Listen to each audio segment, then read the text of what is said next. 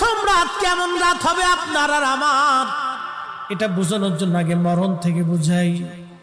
ও বাঁশখালীর মুসলমান, খুবই মনোযোগ দেন মা বোনেরা। ও মা, আপনি যে সুন্দর পোশাক পরে সেজে গুজে গহনা পাতি দিয়ে আপনাকে নিয়ে আসা হলো শ্বশুর বাড়ি। মারে, আপনার ঘরের মধ্যে একটা বৃদ্ধ মা আছে, শাশুড়ি। মনে ব্যথা দিবেন না, এই বৃদ্ধ লোকটা আপনার কাছে তেমন কিছুই চায় না, একটু সহানুভূতি চায়। বিনিময়ে আপনার স্বামীর জন্য সে 40টা বছর পরিশ্রম করেছে।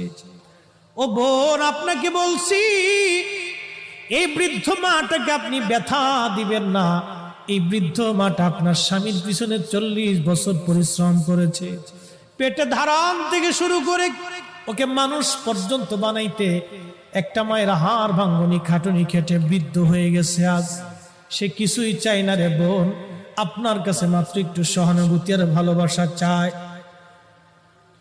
মনে ব্যথা দিয়েন না, ওনাকে ব্যথা দিলে মালিক বেজার হয়ে যাবে। মালিক, ও বোন, আজকে আপনি আসছেন এই দুনিয়াতে, এই বাড়িতে।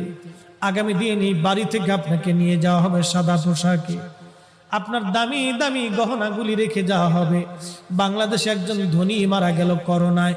আহা, করোনার সময় মানুষ চেনা গেছে। একজন ধনী করোনার সময় মারা গেল। এই ধনী যখন করোনায় মারা গেল, মারা যাওয়ার সময় সে কয়েক হাজার কোটি টাকার সম্পদ রেখে গেছে।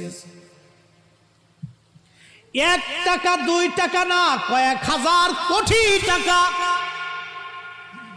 একজন ধনী মারা গেল 80,000 কোটি টাকা রেখে। 80,000 কোটি টাকা। এখানে সবাই কেউ যদি বান্ডিল ধরে মাথায় বাঁধতে বস্তায় দেওয়া হয়, তারপরে মাথায় করে নিতে পারবেন না। 80,000 কোটি টাকা রেখে কবরে চলে গেল একজন ধনী। এরকম হাজার হাজার ধনীরা কোটি কোটি কোটি কোটি টাকা রেখে কবরে চলে গেল। করোনার সময় কবরে তারে নিয়ে যাওয়া হলো। ছেলেরা ওই যে সংস্থাদেরকে ফোন দিয়ে বলল, আপনারা আমার বাবার সৎ কাজ করে দেন, করোনা হয়েছে, আমরা কাছে যেতে পারবো না। স্ত্রী গেল না, ছেলে গেল না, বেটার বউ গেল না, নাতিরা কাছে গেল না। তার মানে তার জীবনটাই 16 আনা বৃথা হয়ে গেল। তার জীবনের 4 পয়সাও কোনো দাম নাই। কথা কন ঠিক কিনা? এই মরণের যন্ত্রণাটা কেমন ভয়াবহ, আপনাকে এই মরণের যন্ত্রণাটা বুঝাই।